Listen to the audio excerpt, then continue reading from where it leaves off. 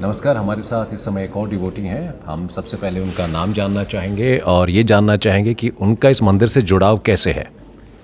मेरा नाम है Narendra Kapoor.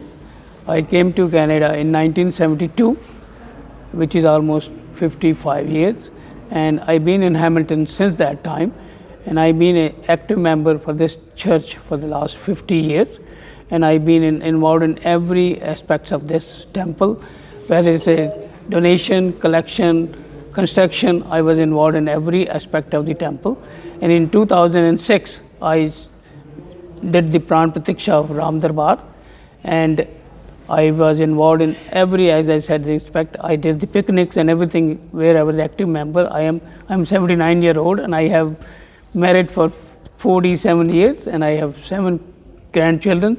I try to bring them in the temple and learn all about the religious sector of the Hindu Samaj. And this temple was burnt in 9/11, and we did, after the renovation, I did the first chowki after the temple was burnt and reconstructed.